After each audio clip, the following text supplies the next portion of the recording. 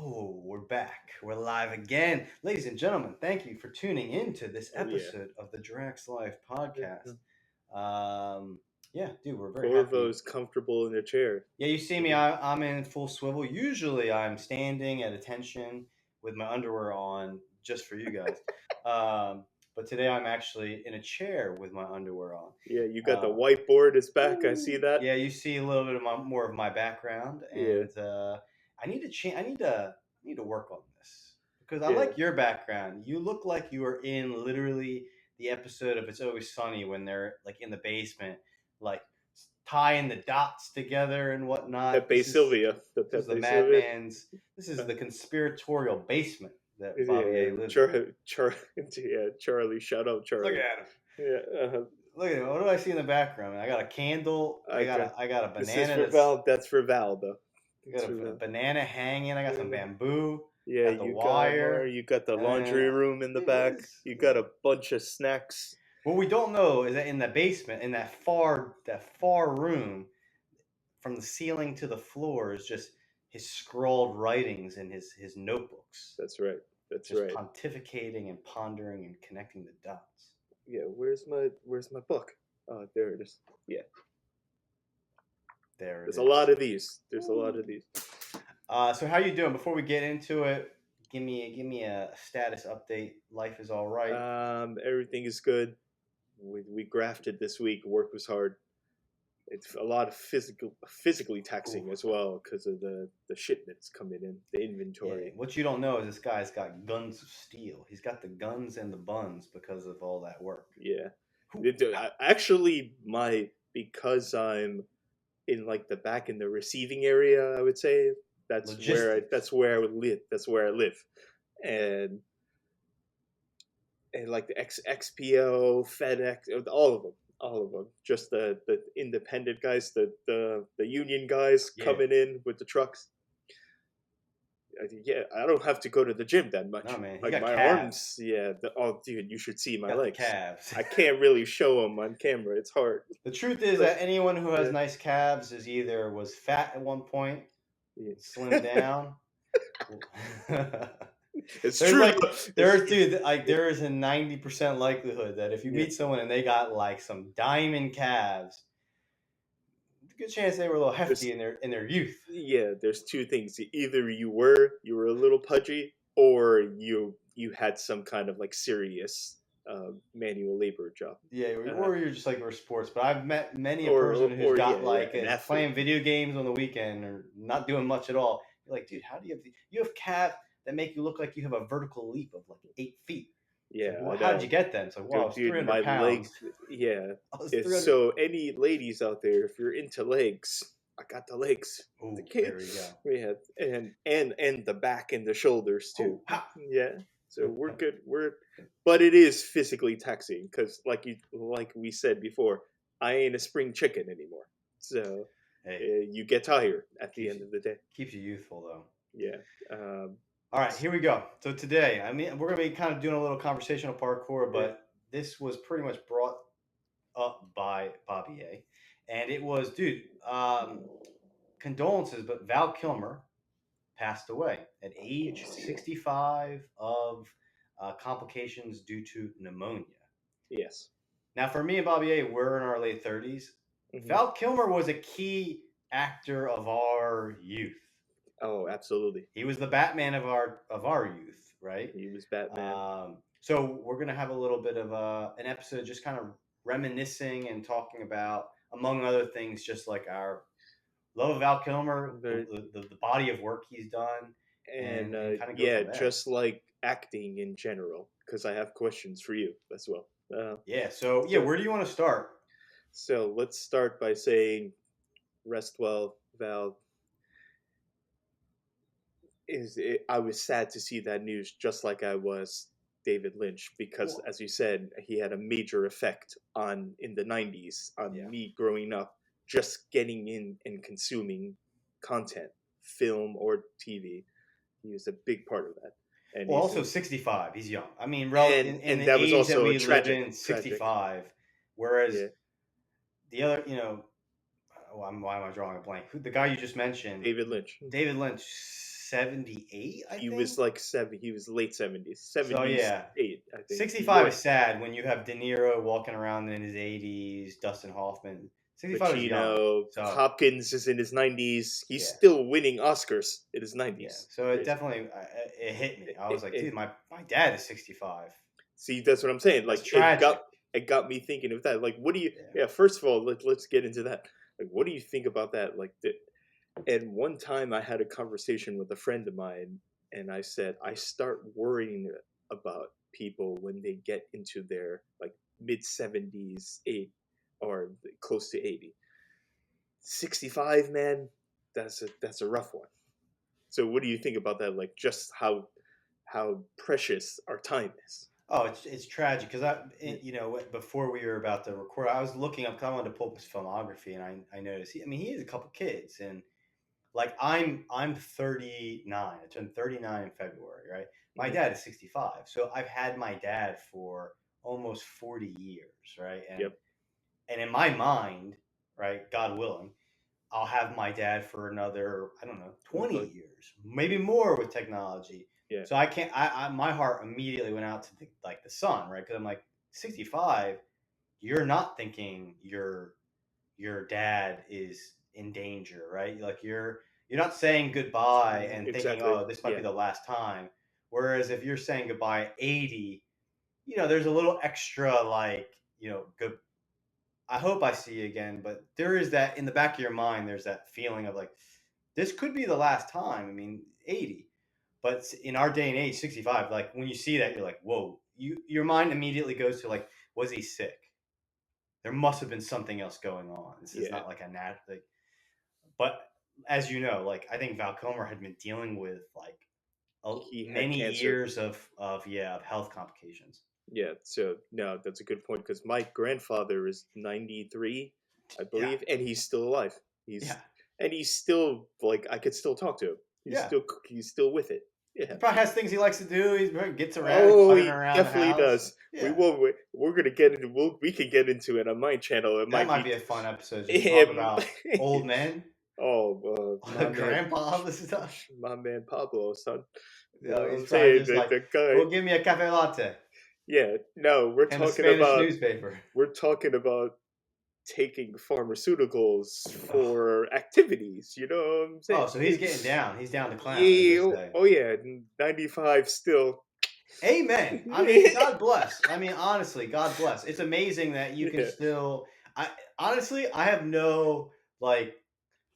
To me, if anyone gets offended by that, it's like, dude, if you're 95, And he could still man or perform. woman, and you still are able to enjoy a very like basic pleasure of humanity, Yeah. God bless. Yeah. It's Food, food, and fantastic. Yeah. food and sex. I mean, like, let's be honest. Like, Yeah. if you have that in those years, amen. Yeah, no, exactly. But he just needs the little boost. He needs the steroids if he's an athlete. He Dude, needs there's a some little guys bit. in the 30s that need that. So, I mean, if you're in your 90s, I say get that TRT, get that Cialis, Yeah, and, do what you need to do. yeah, exactly. So he's still. It's awesome. I'm It's thinking of Curb Your Enthusiasm, the episode yeah, where he gives yeah. it. Where What's his Larry name? and Rosie O'Donnell He's like, are. are you Yeah, asking me to? What does he say? He's like, when his friend gives him the blue pill. yeah, What do they call it? You asking me to juice? yeah. Juicing. Excuse me. And Rosie O'Donnell and him are going for the same girl because Yeah. I think she's bisexual. And he goes, Larry, are you juicing? You do? Are you juicing? Like, So I've exactly. never once taken a performance enhancing substance in my Yeah, life.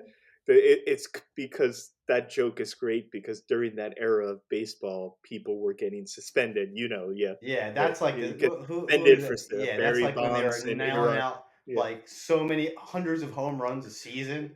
and yeah, Mark These juice McGuire. monkeys just blasting like gorillas blasting a Yeah, home and then you runs. expect us to not think that you're taking Yeah. something hitting 600-foot home runs. Well, that's a conversation for another day because it's kind of like everyone knew. Their bosses knew. They're just like, hell yes. What is our ratings going to be like when we have multiple home runs a game?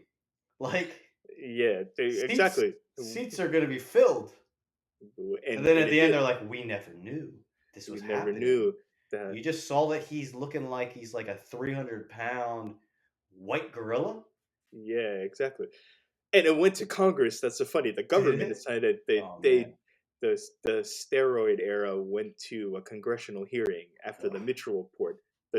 Baseball fans will know what the Mitchell report is. So, Chris, the Mitchell report is the someone did a deep dive investigation, Mitchell, into who was doing steroids, and then he just released a full list of all the players. It was almost everyone. Everyone, Yeah, everyone, and everyone. I think all professional athletes are taking stuff.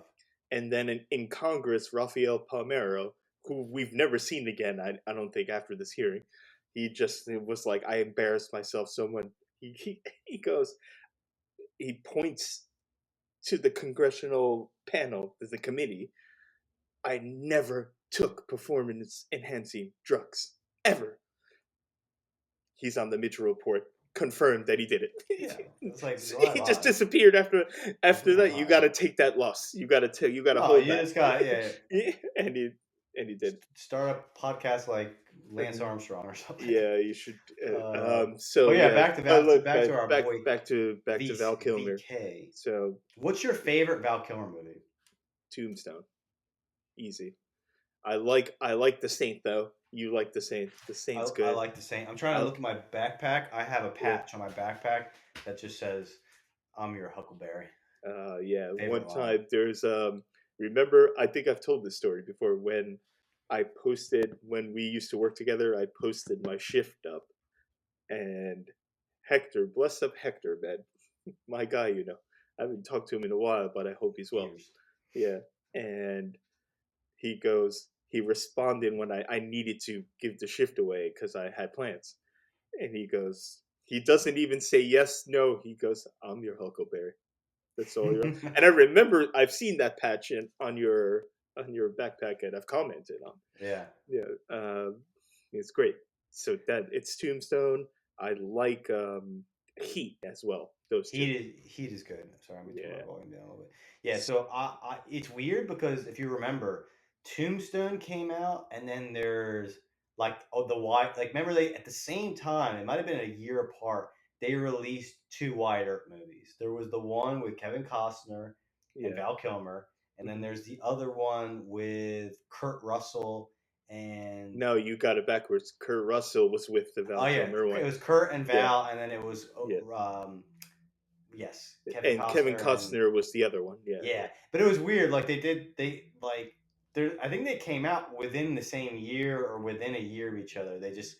They were like two competing films. But yeah, I mean, dude, Val Kilmer as an actor was just like so tremendously good, and Mhm. he made that role in um in that movie so just Doc Holliday, so amazing incredible. that character. Yeah, legendary character. And they're What? playing like real people. Like that's the thing. Like there Yeah. is you can go find stories of Doc Holliday and like how he captured this character Hmm. and really brought him to life. Was did he win an award? Did he win No, anything or get nominated? which is sickening to me. Yeah, so And for you listening to this, like the one cool thing, like the interesting part is like so the character of Doc Holliday, which you can yeah, go look exactly. up, very interesting character. Definitely a guy of the wild, wild west.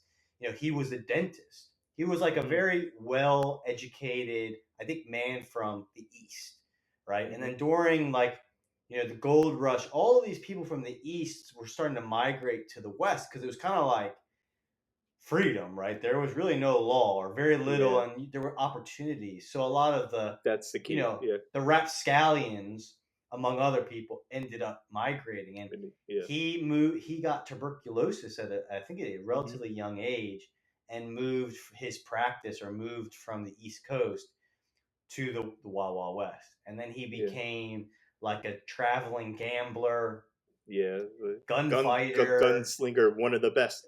Yeah, just like one of these interesting characters, good or bad. I don't know. He could, depending on how you read him, he was either a villain or a hero yeah, of that time period. But yeah, go ahead. yeah, yeah. So he was. Yeah, that you exactly right. And Val Kilmer, the way he got the accent for Doc Holliday is, I saw him tell a story Oh of yeah, tell us this. I don't know the when story. there's some kind of a, not an acting coach, like a speech coach. What do you call that? Like an accent I think coach or they yeah something, speech coach. something They'd like go that. to a speech coach. So, and when he was in Los Angeles, he was recommended by the studio to go to this guy. So he called him up, and he says, "How do I, like, I'm looking for like a Doc Holliday type Western Wyatt era accent." And he sent him a video of like this old guy who talked really slow. And the thing that struck me was like, he talks really slow like this. And Val Kilmer nailed it. He was watching a video of a random guy from the South, and he adopted that accent, and he Interesting. used it as Doc Holliday, and which was recommended to him by some speech coach in Los Angeles. But he this guy is well known. I forgot the guy's name. Val says it in the video, but I forgot his name. And so jumping off that, I want to talk about Heat a little bit too. Another favorite of mine. But before we do that, like I have a question for you, Chris. What got you into like that world? What was what was the catalyst for you wanting to get into like acting, and not just being an actor, but into the whole like industry, like the television or film industry? Yeah. Yeah, Good question. yeah, So, and I have an answer, I think, yeah. actually. So, I remember. So, I went to college, Hmm. and I always was into movies, like our circle of friends, like, and I think really kids of the late '80s, '90s, like most people I know, like they're just movies. Like they grew up watching movies Yeah, of course. in abundance, and like it almost becomes kind of like a vernacular. Like you can quote movies, and it's like a bonding thing. But like I remember I went to college because I was like I couldn't really figure out what I wanted to do, and I thought like filmmaking and acting was interesting because like you could be anything. Like they, in a career, you can go learn all of these different skills. But I went to school to be specifically first to do filmmaking. Later after school, I was like, let me get into acting. But I remember in school where the idea dawned on me. I was watching. I watched Russell Crowe's performance in 310 to Yuma, Mm, and I always excellent liked film. westerns, right? And this was like a more of a even more modern day. And I just remember I watched Russell Crowe, and the character was so nuanced and had so much depth. Where like days later, I'm like thinking about like this character, like his life, what he thought about, like this made up fictitious character that doesn't exist, but like Russell Crowe took words and like brought them to life, and how now I'm like, yo, like it just made my imagination go off, and I think that was like to be able to do that would be amazing. To be part of that, to be able to like make characters real and like live within that laboratory of like I have this paper and now it's my job to like make it live. Hmm. Like at least in my mind was just like what an amazing, like what a cool job where you're like Anthony Hopkins and you're like I'm gonna go make this character from Westworld. I'm gonna make him real. And Yeah. you're thinking about like okay, what does he think? Like what is his motivation? And it's like psychology turned into like an activity. To me, that was just such a cool thing.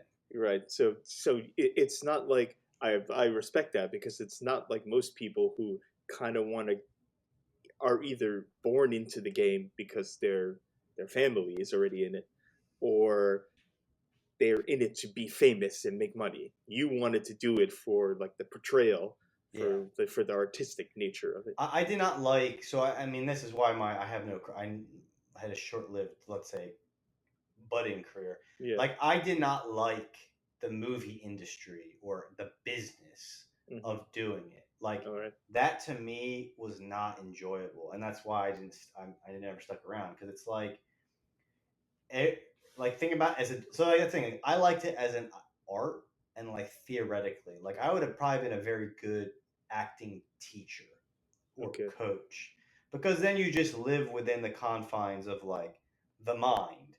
Mm-hmm. But like act like there's then entertainment business. So then it's a business, right? You're on a set You gotta make for money. Yeah. hours. You're gonna go. You gotta do this. You gotta do that. It's like somewhat tedious, right? So that stuff I just didn't enjoy. Like you're like now you got a network. How do you go get a job? Like the day to day grind of it wasn't that interesting. And also I think at a high level, like most acting is not like let me think of a character. And a lot of these guys joke about it. I think like there's a good joke with George Clooney. He's talking about like a first role he got was like a Yeah. commercial for like a pizza delivery guy, and he's like, I'm gonna like think like what is my motivation? Like what is this character's backstory? Like it's just a commercial. And eventually the director was like, dude, what are you doing? Your job is to go from that point to that point. Say these words. Stop making this more complicated than it needs to be. And a lot of acting, I think, in reality is that. And then interspersed is like Anthony Hopkins doing like some amazing acting, or Daniel Day Lewis doing like some crazy Yeah. acting, or like the majority of it is just like say these words and look angry, and it's Yeah. like you're just faking it. It's not. There's no like you're not in the moment type of thing. Yeah. No, I get that. That's why I think, at least in modern times now, that's a good point, because I think that perspective on acting has been lost. It's more of a business now. It's more you these this is the these are the words you have to say. Just do your job. That's what you're here to do. There's not room for expression anymore like there was back in the day. And so, what do you think? Like, should writers and directors get more credit now? They should be the stars, not the actors. I mean, I think I don't know if it's changed. I think it might always be that way because like think about even in an older movie, right? Like there's the main character that needs to maybe like do that deep dive. But then there's like the small character that's the waiter that's bringing the drink to the table while Humphrey Bogart is having this monologue. Humphrey Bogart might be like took a couple days to prepare and get his mind right, but like the guy bringing the waiter bringing the the martini glass Mm-hmm. doesn't. So it's like degrees, right? And it's like I think more people are going to be the waiter bringing the martini glass than they are going to be the Humphrey Bogart. You hope. Like that's why you see these actors who work in the business for years and years, and then they get that breakout role where it's like, oh, I'm no longer that minor character that says a few things and that's it. I now like get to make something. And I think you see that where someone like then all of a sudden you're like, oh shit, I've seen them in all these other things, but it was like a minor role, and now I'm like, oh, that's your skill. Like that's amazing. You're now a more of the main character, and there's more depth to your character. So I don't think it's a necessarily new. I think what's different, and then I'll stop ranting, is No, keep going, man. more of the movies now are like action movies. They're chop ups, Mm-hmm. right? Where there's not a lot of acting in that. Like, did you watch the movie? What is it? It's the one with Ryan Gosling, and he's like a stuntman. Drive. No. It's a good movie. It's a Yeah. comedy. It's like a romantic comedy kind of. It's called Let me see. the. It just came. It came out like a year ago. He plays a stuntman. It's a comedy, and it's like Yeah, I like comedies. Go ahead. and I like Ryan Gosling a lot, but Yeah. it's funny because he's playing the stuntman, and he's playing the stuntman for like a big actor in the movie, right? So like in an action movie, The Fall Guy. the The fall Fall guy, Guy. the Yeah. actor is only in the scenes that are close, right? And then the stuntman's doing all of the other work because the stuntman can do the flips and do the fight scenes and da. So I think a lot of those action movies, it's like they're chop ups, right? So like you're not doing a lot of acting because you're just watching like oh they're running down this road now now they're jumping over this thing, oh now they're punching, now they're doing this, now they're doing that. Like that's not like you know what I mean, that's not, I don't consider that really the same thing as Humphrey Bogart in Casablanca, like sitting at a table and you're watching them have a conversation, or like Anthony Hopkins in Westworld when he's doing that crazy that that monologue. There's a When he, monologue he does that they do a I know close exactly. up. right? I know exactly what you're And talking he's about. telling the story, and you're like, dude, you're That's the just background talking. of my computer, Yeah, actually. you're not moving, and I am like captivated by what you're saying because what you're saying is also now painting a picture in my mind. Or watching like Thomas Shelby in When he's what is being tortured and that Killian is being what is that show called though? Peaky Blinders. Peaky Blinders, right? Some of the scenes where Thomas Shelby is just sitting, talking, Yeah. monologuing, and you're like, Killian oh my, Murphy's I incredible. can't Yeah. stop watching this. Or Tom Hardy. There's scenes in movies with Tom Hardy where Yeah. literally he's grunting, and you're just like, what? I That's just why I want love Taboo. Like, you and I are the biggest Taboo I fans. yeah. It's Yeah, like I just want to that keep. show is sick, man. I just want to keep watching this. He's not doing anything. I He's mean, not yeah, saying anything. But so like that to me is acting because in their mind, they stuff is going on and it's being conveyed to you in how they say something and the tone and the phrasing. Like to yeah. me, The body language, that's everything. Yeah, magic. Like that kind of acting, I get goosebumps when I watch it. I'm like, whoa, that's cool. But then I watch like you watch like a Marvel movie, which I find enjoyable. That's like a writer's movie and like the artistry of the special effects and stuff like that. That's like a paycheck, I think, for an actor. Oh There's a yeah. few, Oh there's hell a yeah. few close-ups where they like get to act. You see a Robert Downey Jr. crying because the character is killed, but that's like if you look in a 2 hour movie, how many close-ups are there? How many dialogue scenes are there? The majority of it's movement, and they're not doing the movement like a Yeah. stuntman's doing it, or it's literally like CGI. Yeah, you think Robert Downey? If you think Robert Downey No, Jr. is flying no. around in a metal suit, Well, you're an yeah, idiot. no, not at all, not at all. So it's yeah, no, it's a different level. That's why Yeah, I don't like comic book movies. I like shows and films that are conversation based. That's why I liked the same. Irishman. Irishman was mad long. People are hating it. It's like, oh, it's too long. It's over 3 hours. But it was just like 3+ hours of just conversations. That's it.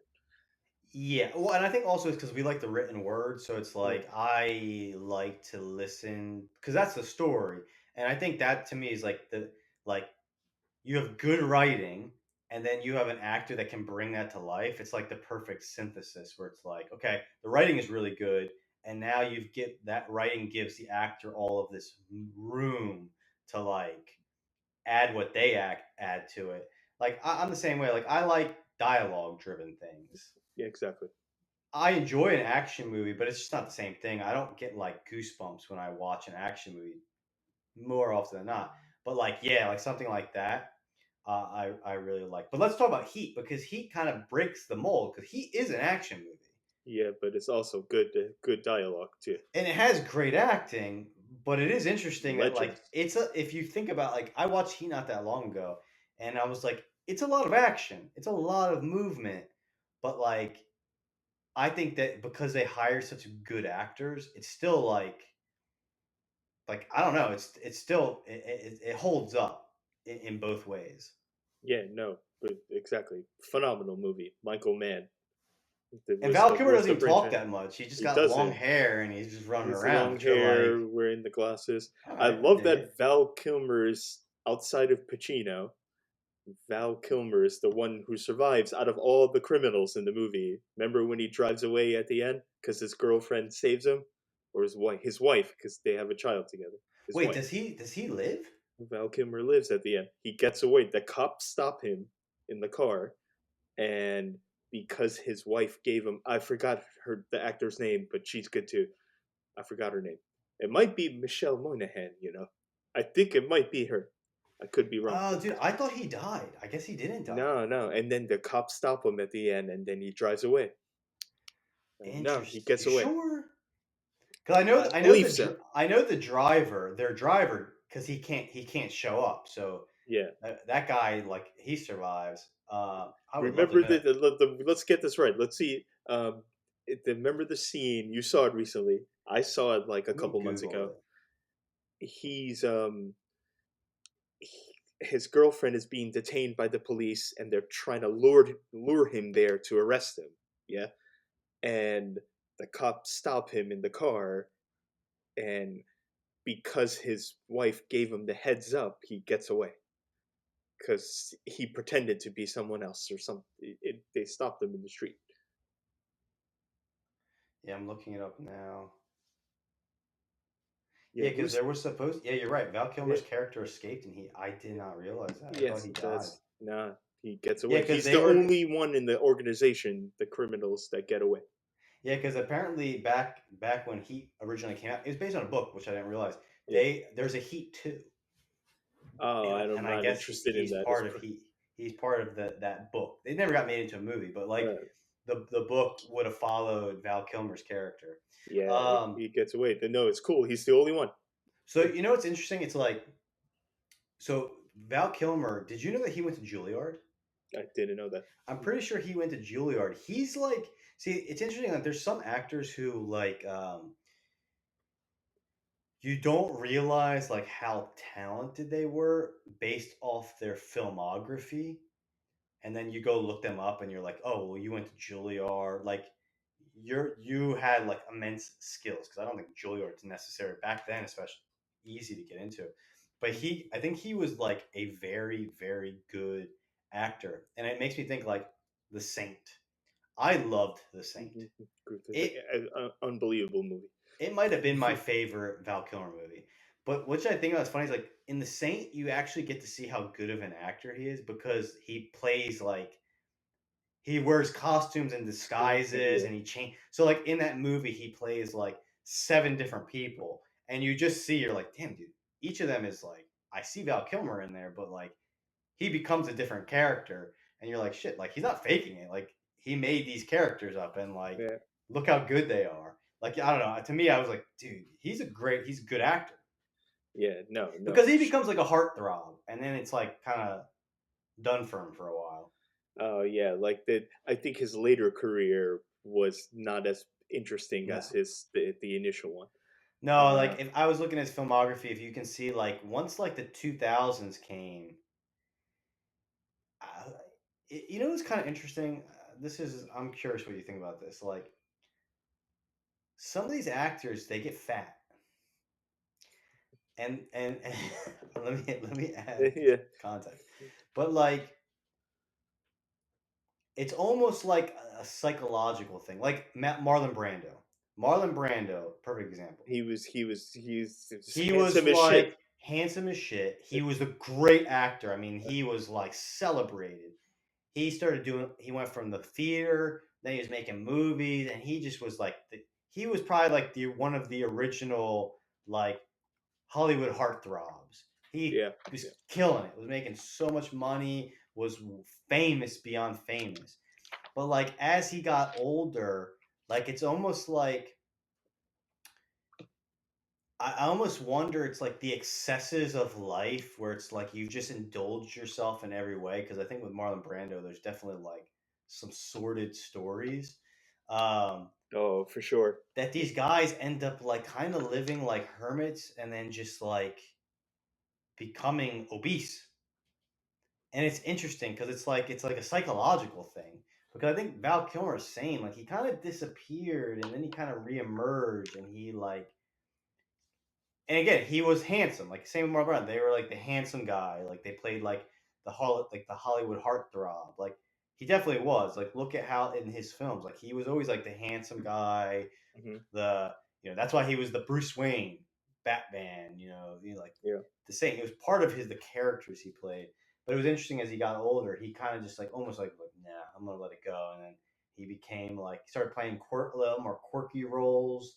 yeah. He was in Um, comedy. He was in some comedies. yeah, and then it's like, yeah. Anyway, I don't know my point. No, He kind of I like I don't know. Something happened to him at some point where he just was like, whatever. I don't care anymore. maybe he got I'll do a movie with interested. 50 Cent. Let's go. Yeah, exactly. Maybe he was disinterested in the business part of it. I You think have you're a probably point there right. from the beginning. Yeah. Because I think, like you said, that we always talk about this too. All the English actors, like the youth from the England, Scotland, Ireland, like Killian, they all have theater backgrounds. They have like professional training.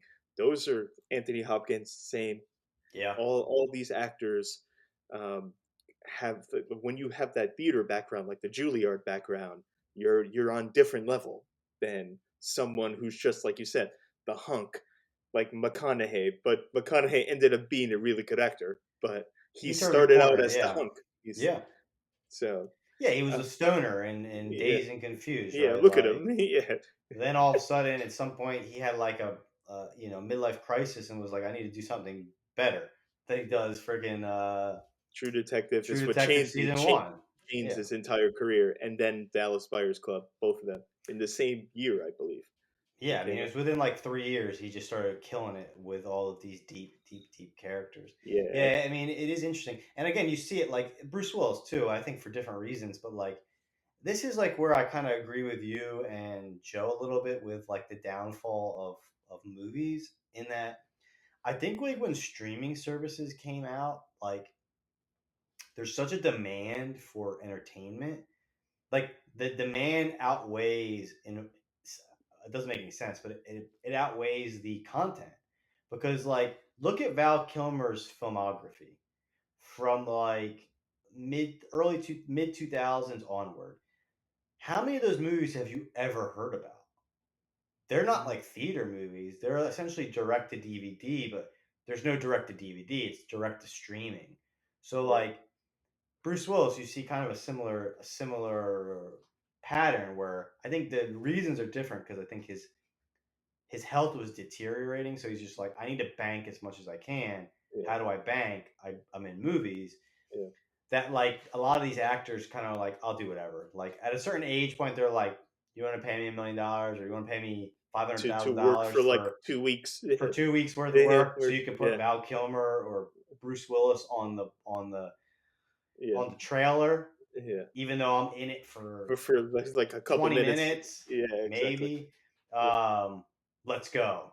So I do see that like it's a trend where like some of these movies I look at filmographies, I'm like, oh my goodness, dude, I haven't heard of any of these movies. Back in the day, though, if Val Kilmer came on a movie, you 100% knew, like, oh, I'm gonna go see the Val Kilmer movie. Yeah, that, You know what I it mean? was like that. That's a good point. I'm gonna go see the Val Kilmer movie. Exactly right. Yeah, Yeah, when we yeah, were kids, teenagers, young adults, like if an actor you liked was in a movie, you 100% knew that movie when it was coming out, and you were like, "Hey, let's go see it. Let's go see that movie. It's in the theaters."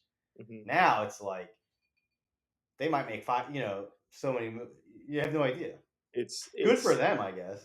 yeah. They're making money, but I think that's why the quality has deteriorated because it's Yeah, oversaturated. Um, what was I gonna yeah. say? What else? Oh, Yeah. but did you know?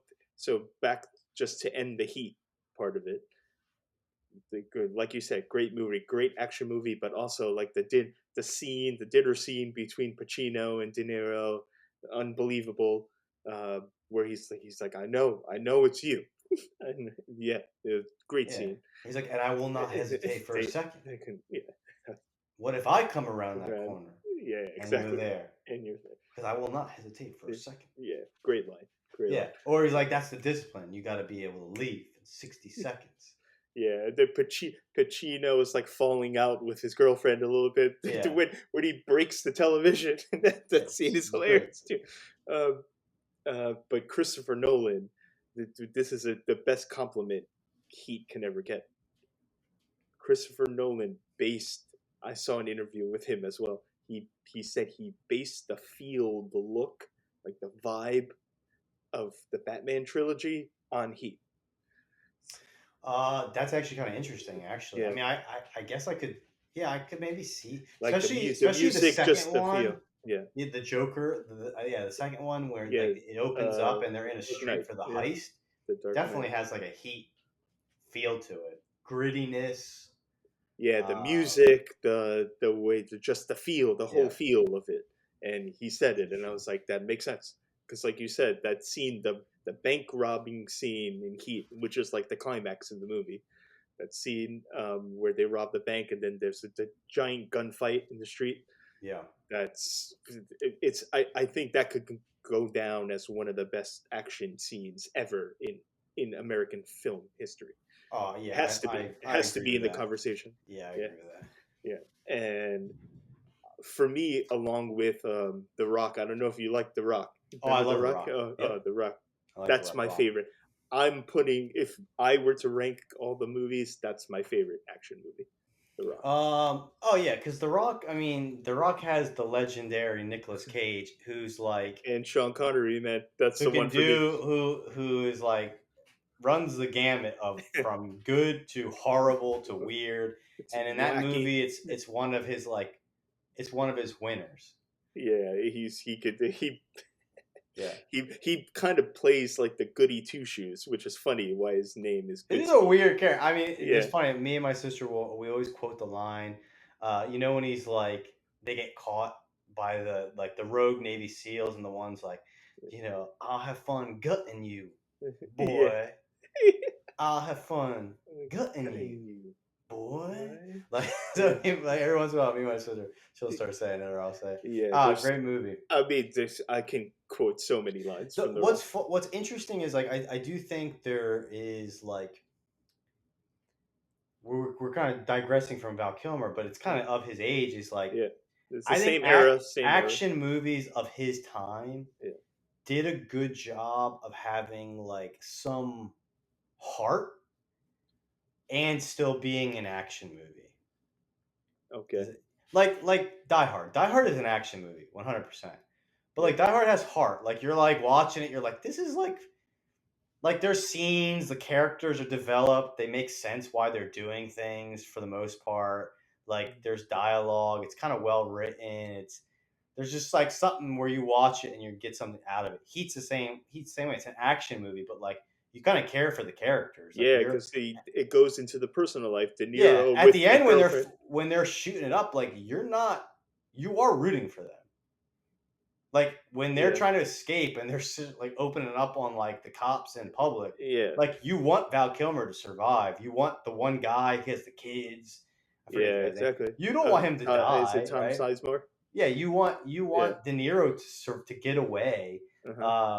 Like they did a good job of kind of like I mean it's like Gladiator. Gladiator's an action movie, kind of, but like you care about the characters. The characters like there's a plot, there's a story, and I feel like some of the movies I watch, especially like these Netflix action movies, sometimes when you're done watching them, you're like, I was entertained, but was it just because you just flipped on the screen so many pictures so quickly that like you've my my primal brain has just been like entertained? But like if I sat there and was like, is there a story here? You're right. Yeah. You're like, no, there's no story here. It's just I saw a lot of things, a lot of pictures hit me real quick, and I'm like, oh, okay, hour and a half. I was entertained.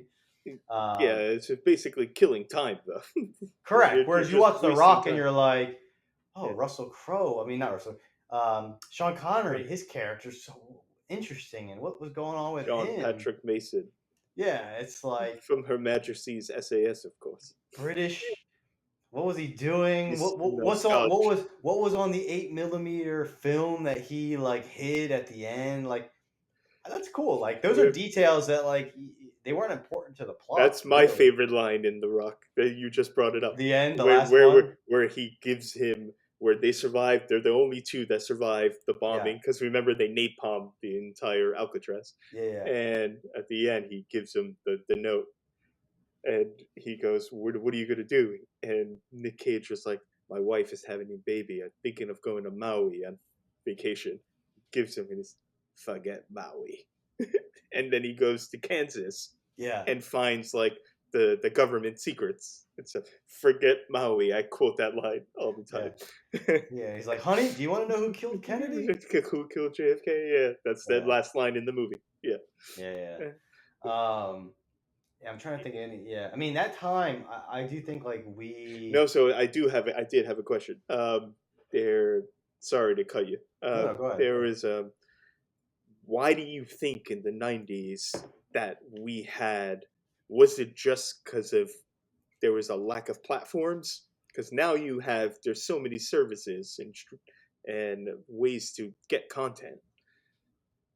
Was it just better because it had to be better? That's what I would think. It had to be. If you're gonna make a film, it had to be good. Yeah, Because now, like you said, you can make a shit action movie now and people will watch it. yeah, we're thinking. I was thinking I was going to go down Mhm. the same Yeah. road. I mean, yeah, I mean, I do think, and maybe it's like anyone else, right? Everyone kind of like hypes their generation, right? So Sure. maybe that's part of it. But I do think, I mean, that's always true. Like the supply and demand plays a plays a factor, right? Like when you are all competing to get into a theater and win at the box office, like your writing is going to have to be better, right? Like, and also like these kind of like action bigger budget films, like only so many people can finance them, right? So it's like that again is adding more competition, right? Like all of these scripts are going to the studio. They're picking the very best Yeah, scripts. that's a good thing. The competition is a good thing. So it's Yeah. kind of like they're like, which ones are going to actually can we make? Which ones are going to win? Which ones are people going to actually go watch? So I think that does play a part. Because think about back in like the '90s, like the leading men are all competing for the same roles, Hmm. right? Like Brad Pitt, Tom Cruise, like which I would say like they're the leading men of our generation. Maybe the George Yeah. Clooney, like they're all kind of competing. The Edward Nortons, right?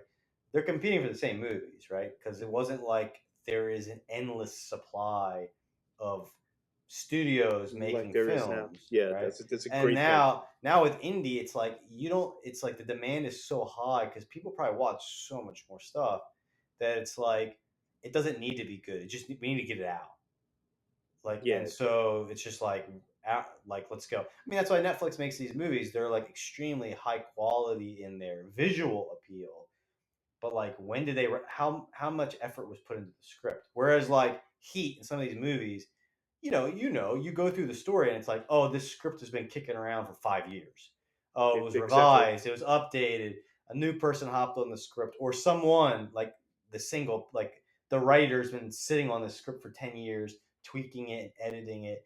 Like you're gonna get good quality versus like a team of five from Netflix is like we need an action movie. We want Uh, Charlize Theron to be in it. Like, guys, go figure out a story that works for Yeah, you. let's just like pump one out. Yeah, Exactly. Pause. yeah, But yeah. There you there's, go. but, Kind of. They're kind of. That's what but they're yeah, doing. but here, and you just made me think of another thing. There's, the reason why I like Heat so much and that era with Val and a lot of his other movies as well. Um, there was no computer generated stuff. When you see cars blow up in Heat, they were blowing up the car. It, Well, that's Just Michael Mann, right? completely Michael Mann. Yeah. Yeah. I mean, I don't think he uses even now any real Yeah. special effects. I'm not sure. When was this last movie? I don't know. I couldn't tell you actually. Yeah, I don't know. I mean, but I thought that was like 'cause I think he did Collateral too, which was a Michael Mann movie with Tom Cruise. When Jamie Foxx. Yeah, and Yeah. again, like, so to me, like, this is a good conversation with Joe. Yeah. Like, I don't know if that is like special effects. Hmm. To me, I don't think that like um like Christopher Nolan. He also is kind of someone who opted to always use like real special effects, Hmm. right? Uh, I think it brings like if we were to say like how much, what is the if we were to put a dot like a number amount on like how much does this increase on a scale of 1 to 10? How much does this increase you moving it towards a 10 as in that's an awesome movie. I think it maybe gives it maybe like a +1. I Okay. don't think it's a lot. Like if the story is horrible, but you're not using any CGI, like It's still a bad movie. who cares? So Yeah. like I think it adds a little seasoning. It also probably helps the actors where it's like you're gonna act in the scene and like you actually know that real stuff is flying around. Hmm. Like it can't not help the actors versus like the Marvel movies where they're literally you watch scenes and like behind the scenes they're in like a laboratory with Yeah. suits on With a and it's green green screen. Yeah. screen Yeah. and it's like someone saying you see this stick, this is the alien that's coming after you and you're like it's literally like a hockey stick that they have to imagine is the alien. Like Yeah. it's got to be more difficult for them and in a sense I almost want to say I give you guys a lot of props because it's I got think to it's be harder to that's got to be do that hard to scene. actually do a scene where you're trying to be genuine and it's like your villain is literally CGI. Like you have to have that all in your head. So not to knock them, that shit's hard. Yeah. I actually think like if you could have an actual alien as the character, it's going to be easier because you can be like, oh, I actually feel some fear towards this thing. But like, yeah, I think a lot of times now it's the writing that's gone down. Like the actual story is just like, if you took a moment to be like, okay, let's write down the plot points. Like, okay, well that and that and that, and you're like, well, the dots don't connect. I Hmm. think it's more of that, like subpar storytelling versus like Rather than lower CGI. quality Yeah, acting. Yeah, yeah, yeah, you might be right. I'm yeah, the more I'm thinking about it now that we're having this conversation, yeah. you might be right. It's And I think there's actors though that can take subpar writing and they're just so good. Like Tom Hardy, they're like, well, we had no dialogue. He's like, don't worry about it. I'll grunt my way through it and people are gonna love it.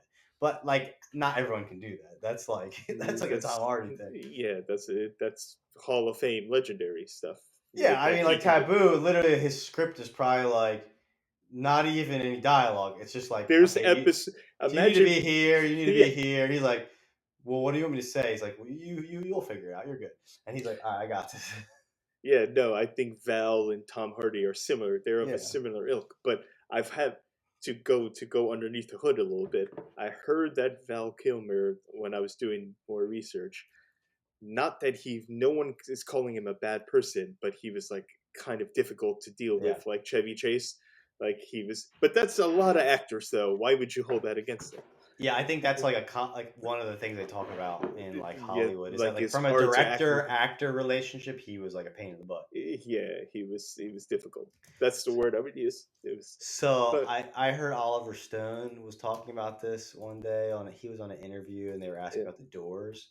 yeah, And so like the Doors, another legendary Val Kilmer movie, yeah, um,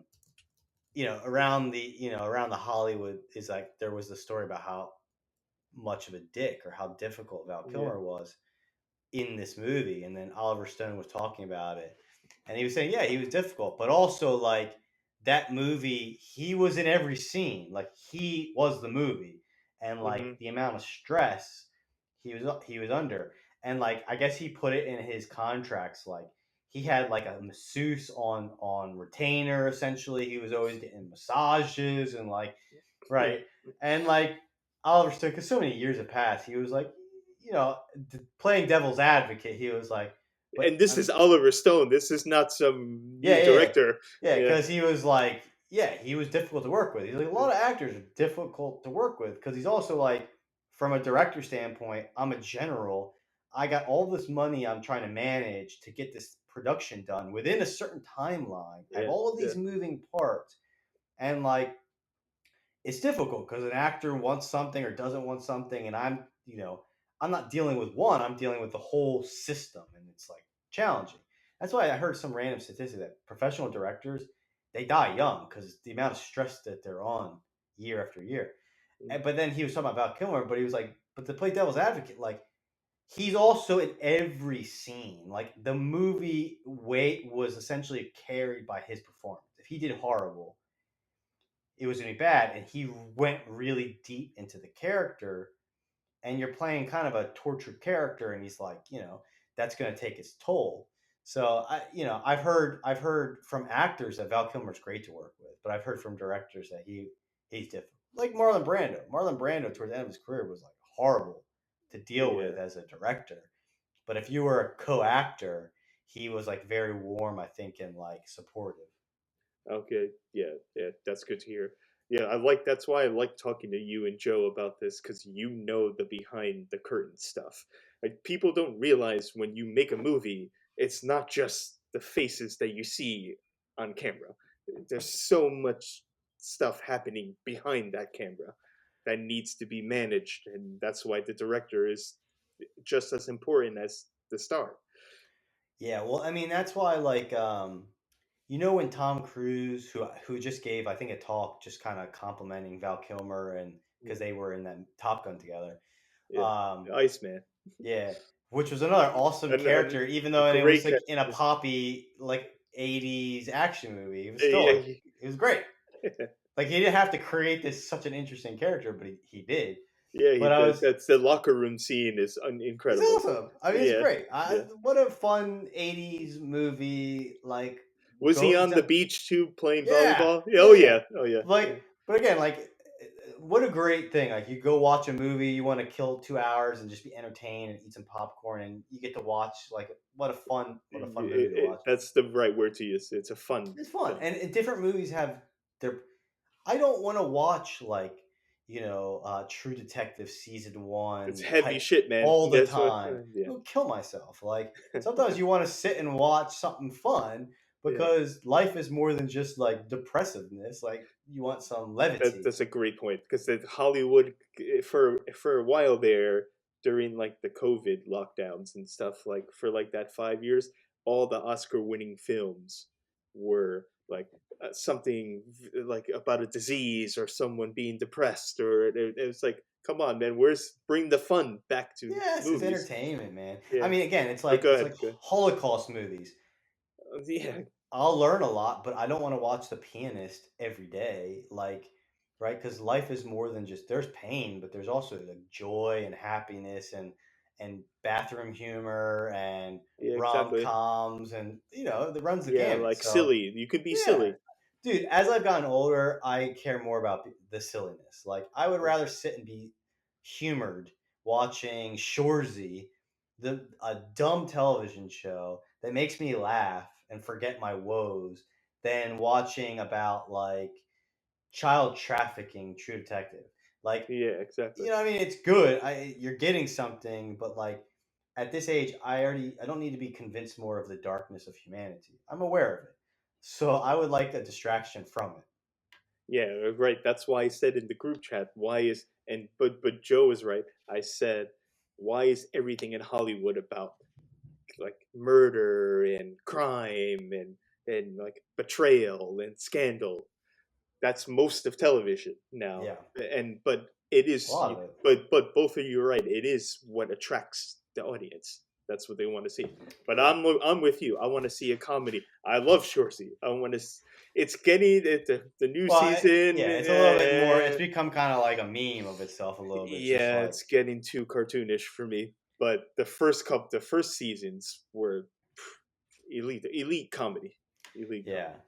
yeah. I'm trying to So think. I want the point I was going to make though was just like, so. Like, do you remember when Tom Cruise? This was during COVID, and he got caught on camera just like freaking out on some of like the employees of like the last mission, one of the last Mission Impossible movie. uh-huh.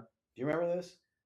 Vaguely, but not really. No, so it's just interesting, and the point I wanted to make is like you talk about how like most people don't understand the behind the scenes, and like Yes. I know some, but not all. But I think it is something we lose sight of. Is like the actors get a lot of the acclaim, right? Because that's who you see, right? They're the face, right? Just Hmm. like in sports, the athletes get a lot of acclaim, but let's be But honest, like there's the all man, these people in the back of house that like they yeah, didn't exist. The athlete wouldn't get paid or have an opportunity to showcase his skills, exactly right? right. Yeah, So the more you know about sports, the more you appreciate that. Like you and Joe yeah, appreciate that. So yeah. like same with movie making. So it was funny. Like he had this huge blowout with these people because they were kind of like breaking the COVID rules that were Hmm. established that would allow them to put on this production. And you're talking about a production that's like I think it was like $500 million. It might have been Yeah. close to $1 billion. These are Mission Impossible, massive, crazy money. massive money. And Tom Cruise is a producer, so he knows the like this is almost like this is his project as well. Hmm. And he flipped out on them because they were breaking it. And then part of his thing was like, do you? And he said it. He got a little flack, and I was like, he's in the right because he was like, do you? He's yelling at these people, and he's pretty much like, we are in a sense single-handedly keeping this entire industry alive, and you guys with what you're doing are essentially potentially could affect our whole production. You're breaking these rules that were established by the government, and if they were to say, hey, like, because We're of gonna this, shut down the shut film. down, he's like, this is millions of dollars. These are all of these people's jobs, these livelihood, all of these blue collar workers who make movies work, right? These are The all union the guys. majority of people who make movies in Hollywood. They're union guys. Hmm.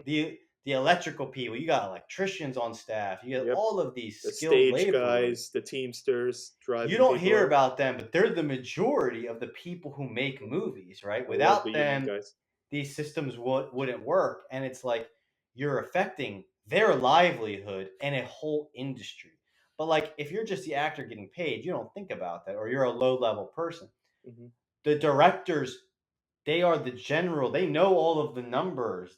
Yeah, That's it's why a they're hard under job. so much stress. Yeah, it's a Because it's like they're just like, I'm employing thousands of people, and we're under timelines and union policies and budgets and and your ti- career could be at stake if it's a and flop. my personal career, the artistic side of Yeah, things, the it's money could side of things. I yeah. gotta go polish this guy's personality so that he doesn't walk off the set Hmm. and cost us an extra $1 million Yeah, I because we agree have to with Tom shoot Cruise at on that. this and Yeah, this time. And like, we don't think about it, but it is the entertainment business, and it's like a $1 trillion business. yeah, global. Yeah, but you're right. I agree with Tom Cruise on that. Yeah, I remember Yeah. that. And I remember my favorite rant is the Christian Bale one. That one's different. That was a little That fired one up too. he just snapped. If that wasn't that didn't have the substance that Tom Cruise's Yeah, had. With the lighting, he said, "Do I come and mess with your lights?" yeah.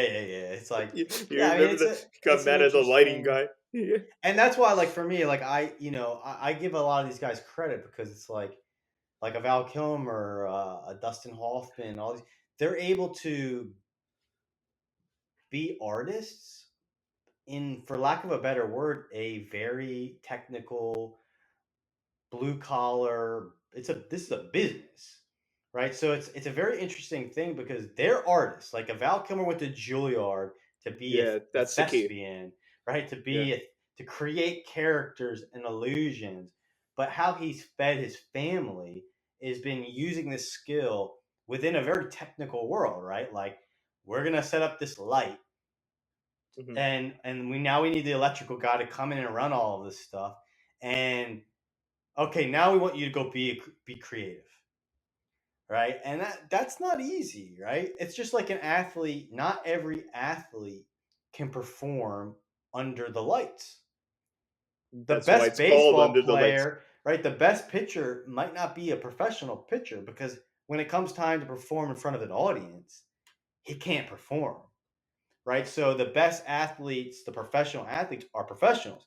I can do this sport that I'm good at, but I can also do it when there's a full crowd of people watching me. And it's kind of an interesting thing. Like, that's the business of being an athlete, right? It's performing under pressure. The business of being an actor is be an artist, but be an artist under a time constraint, under a budget.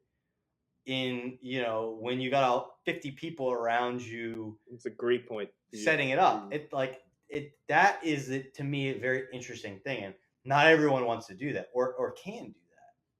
Yeah, you landed it right there. The only thing I would add is that yeah, the analogy is very similar. Can you? That's why the metaphor under the lights. That's where it came from. Can you once the camera rolls or once you're in the championship game final, if you're an athlete, Yeah. can you step up to the plate and deliver the performance? To me, I think that's the thing that's not talked about with anything. Which like I wrestled in high school.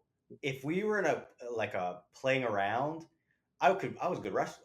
If I was with my friends, we were wrestling and just screwing Yeah, around, I was crushing people.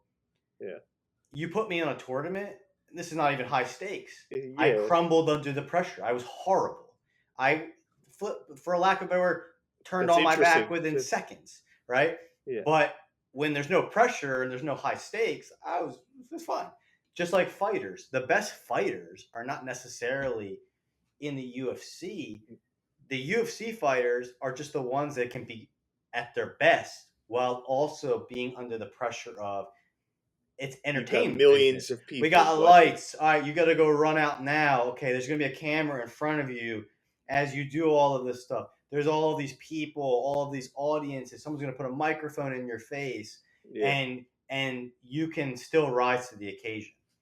yeah. That's why certain actors are actually Hollywood actors and some are not. Part of it is like, you got to be able to do the business. And not everyone can. Yeah, no, that's why yeah, we could to round it up. That's why I Yeah. think Val Kilmer, I mean, aside from his like being behind the scenes, I don't know him personally obviously, No, neither do but I. he's a in terms of that, he's a high level elite actor because he delivered when it mattered most, and you got to respect that. There's no way. Look at Well his said. catalog. Look at his filmography. You can't. You have no choice but to put this guy at the top of the top. Yeah, he was for the audience, something that it's not available anymore. But there used to be these long interviews, the Actors Studio. Did you ever watch the Actors Studio? Yeah, I remember what that guy looks like. George But I forgot Lipton, I think his yeah, name was. Lipton. So the Actors Studio was a place in New York. It was a training facility, but they used to have these. They put it on Bravo. They had these long interviews I with remember those. actors. Yeah.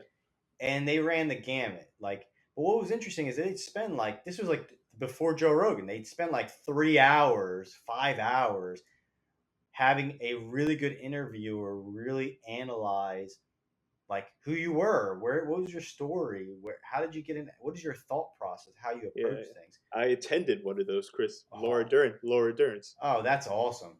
Yeah, so Val Kilmer, he did one, and he talks a lot about how he thought about things and his mindset. And yeah, I mean, it's really interesting. Again, like you said, being able to perform under pressure.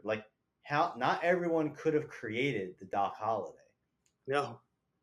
Think of the mind that created Doc Holliday and could take an idea from his mind and then create that character. Yeah. How he walked, how he spoke, how he thought, how he, what does it feel like to have tuberculosis? What does it look like? He was playing the sickness well as well. What does it look like to have tuberculosis? And then also know that you are so good with a gun that you're a dangerous animal in a dangerous land. You're feared throughout the entire place. Yeah.